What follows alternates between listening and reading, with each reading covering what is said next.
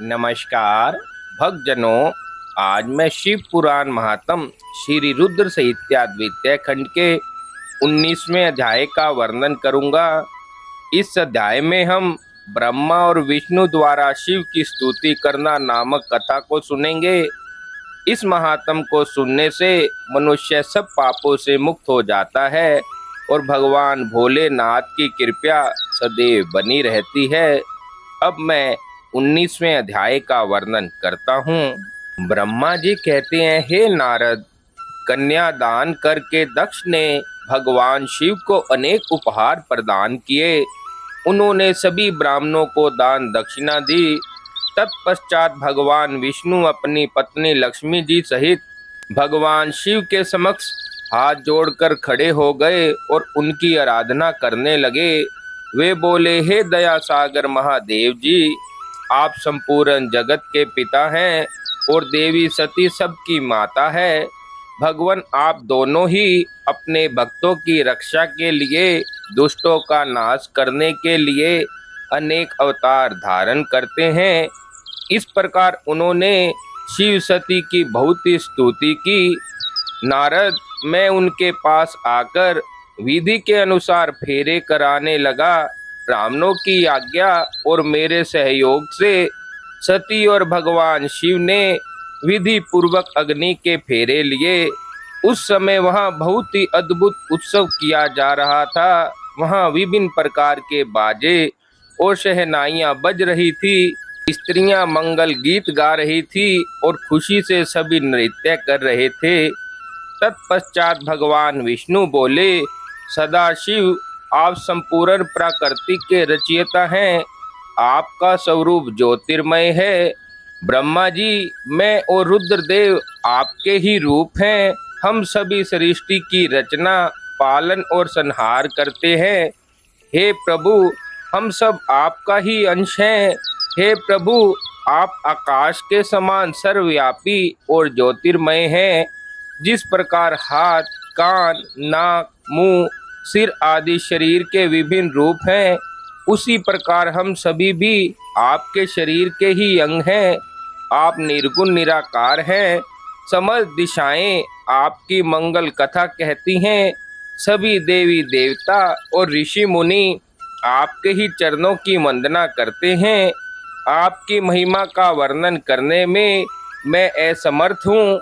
भगवान, यदि हम सब से कुछ गलती हो गई हो तो कृपया उसे क्षमा करें और प्रसन्न हो।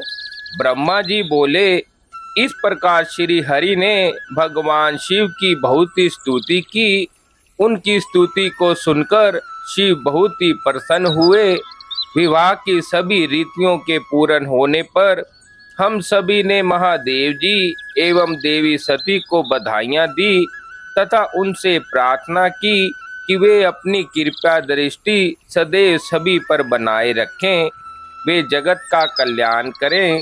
तत्पश्चात भगवान शिव ने मुझसे कहा, हे ब्रह्मा जी, आपने मेरा वैवाहिक कार्य संपन्न कराया है, अतः आप ही मेरे आचार्य हैं। आचार्य को कार्य सिद्धि के लिए दक्षिणा अवश्य दी जाती है। इसलिए आप मुझे बताएं कि मैं दक्षिणा में आपको क्या दूं।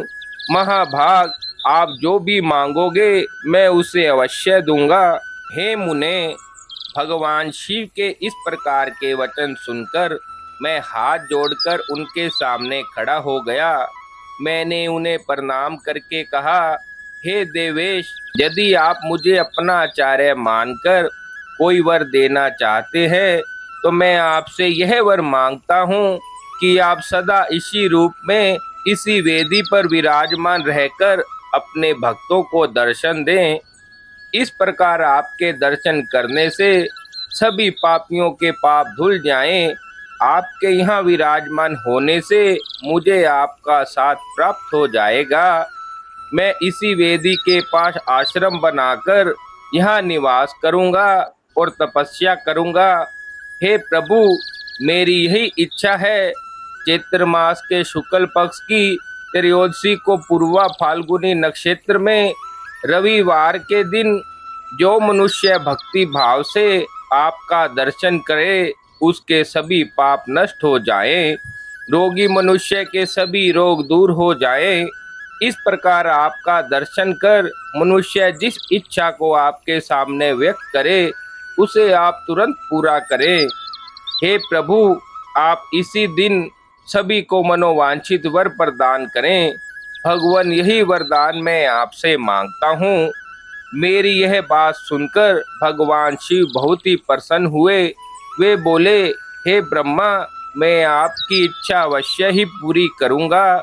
तुम्हारे वर के अनुसार मैं देवी सहित इसी वेदी पर विराजमान रहूँगा।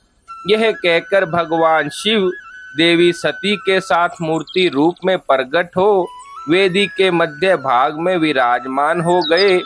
इस प्रकार मेरी इच्छा को पूरा कर जगत के हित के लिए प्रभु शिव वेदी पर अंश रूप में विराजमान हुए। इस प्रकार 19वें अध्याय को आज पूर्ण किया जाता है।